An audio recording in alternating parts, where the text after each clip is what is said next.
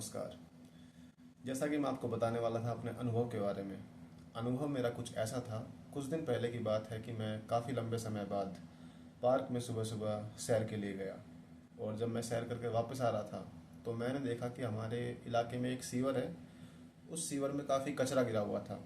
तो मेरे दिमाग में आया कि क्यों ना इसकी एक फ़ोटो ली जाए और व्हाट्सएप स्टेटस पे लगाया जाए, जिससे कि मैं एक मैसेज डाल सकूं लोगों के लिए, आसपास की जनता के लिए कि भाई जैसा जैसी जनता हमारे आसपास होगी वैसा ही इलाका हमारे आसपास होगा। जैसी जनता होगी वैसा ही हमारा राज्य होगा। जैसी जनता होगी वैसा ही हमारा देश होगा। तो मैंने इसी कारण एक फ़ोटो वहाँ की ली, एक दो फोटोज़ मैंने ली वहाँ की, ताकि मैं व्हाट्सएप स्टेटस पे डाल सकूँ।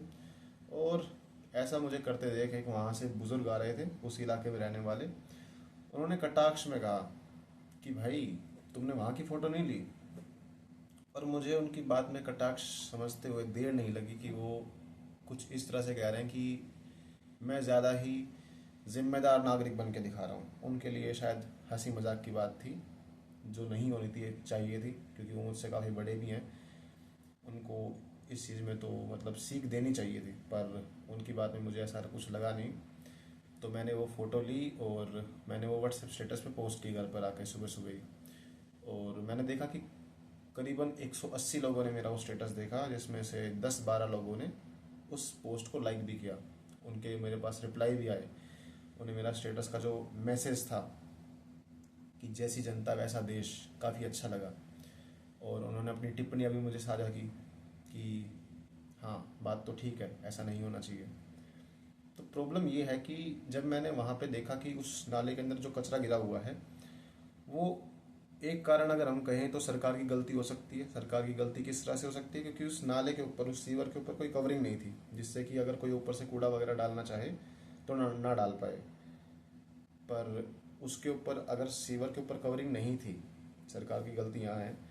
पर उससे ज़्यादा गलती जो मैंने देखी वो आसपास के रहने वाले लोगों की थी, क्योंकि उसमें इतना कचरा गिरा हुआ था। और मैं झूठ नहीं बोल रहा, ना मैं कोई बात बढ़ाकर बोल रहा हूँ। मैंने खुद खुद उस नाले के अंदर कचरा डालते काफ़ी बार कुछ लोगों को देखा है। अब आप सोचेंगे कि भाई इतना तुमने देखा, तुमने बोला क्यों नहीं, है ना, कि तुमने बताया क्यों नहीं कि ऐसा नहीं करना चाहिए।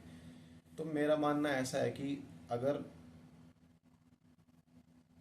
हमारे देश में एक एज है 18 साल, 18 साल के होने पर हम किसी व्यक्ति को वोट करने का अधिकार देते हैं। उसमें इतनी सोचने समझने की शक्ति है कि वो अपने एक प्रतिनिधित्व करने वाले व्यक्ति को चुन सके।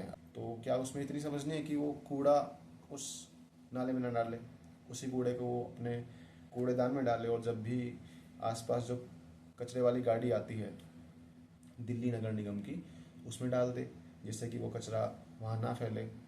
जबकि समझने वाली बात यह है कि उस कचरे को जब वो उसमें डालते हैं, उससे दिक्कत उन्हीं लोगों को होने वाली है। आसपास के लोग जो वहाँ पे रहते हैं उन्हीं को दिक्कत ज़्यादा होगी, है ना। पर उन्हें शायद इतना समझ में नहीं आया। प्रॉब्लम ये हुई कि ज़्यादा बुरा मुझे तब लगा जब वो जो बुज़ुर्ग थे वहाँ के, जो लोकल थे, उन्होंने कटाक्ष किया। जो उनसे इस तरह का फीडबैक आना सोचा नहीं था, पर आया। ऐसा काफ़ी बार पास्ट में मेरे साथ हुआ है। मैंने लोगों को कूड़ा कचरा करते देखा है। काफ़ी बार मैंने टोका भी है कि ऐसा नहीं करना चाहिए। कुछ साल पहले की बात है, जब मैं बस से वापस आ रहा था तो मैंने देखा कि कुछ दो लड़कियां मेरे आगे बैठी हुई थी। उन्होंने कुछ चिप्स वगैरह खाया और चिप्स का रैपर बाहर फेंक दिया। मैंने थोड़ा इनिशिएटिव दिखाते हुए बोला कि एक्सक्यूज़ मी। उन्होंने बोला हाँ। तो मैंने बोला कि आपने कूड़ा बाहर फेंक दिया? तो कह रही हाँ। तो मैंने कहा कि ऐसा तो नहीं करना चाहिए था आपको। तो शी सेड कि thank you for telling us, और उन्होंने अपना मुंह आगे फेर लिया।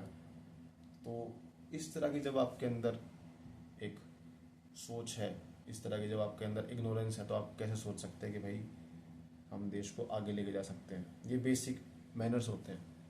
ठीक है, इसके लिए अगर आपको पढ़ाना पड़ रहा है 25 साल की एज में, 18 साल की एज में, 20 साल की एज में, अगर आपको इस बारे में बताना पड़ रहा है, इसके लिए अगर आप बोर्ड लगाने पड़ रहे हैं कि यहाँ कूड़ा ना करें, वहाँ ना थूकें, कूड़ा कूड़ेदान में डालें, तो क्या शिक्षा है? ऐसा देखते हुए बेकार लगता है। पर इसके जो सॉल्यूशंस हैं उस पर बात करेंगे अगली वीडियो में। इस वीडियो में मैं प्रॉब्लम आपके सामने रख के जाता हूँ, देखते हैं ये वीडियो कितने लोगों तक पहुँचती है, और इस प्रॉब्लम के, इस परेशानी के कुछ सॉल्यूशंस पे बात करेंगे इससे नेक्स्ट वीडियो में। आपको अजीब लगेगा कि क्यों ऐसा, क्यों कि बस तुमने एक वीडियो बनाई सिर्फ प्रॉब्लम साझा करने के लिए। तो प्रॉब्लम साझा करना ज़रूरी है। प्रॉब्लम जब हमें दिखाई देगी, जो हमें डेली दिखती भी है, पर हम आवाज़ उठाने में कतराते हैं कि सारी जिम्मेदारी मेरी थोड़ी है, सरकार को ही ब्लेम कर दो, है ना।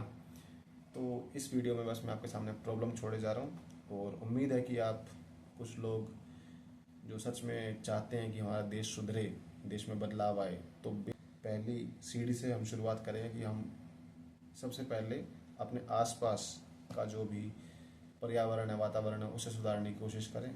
उसके बाद दूसरे लोगों को सुधारने की कोशिश करें, है ना। तो पहला सुधार अपने आप से लाते हैं। महात्मा गांधी जी का कोट है कि अगर आपको दुनिया में कोई भी बदलाव लाना है तो सबसे पहले वो बदलाव अपने अंदर लाइए। तो क्यों ना शुरुआत अपने आप से ही की जाए। तो इसी के साथ हम ये वीडियो में बात यहाँ पे एंड करते हैं, और आई होप कि आप कुछ सुझाव कमेंट में ज़रूर शेयर करेंगे। Thank you so much. नमस्कार।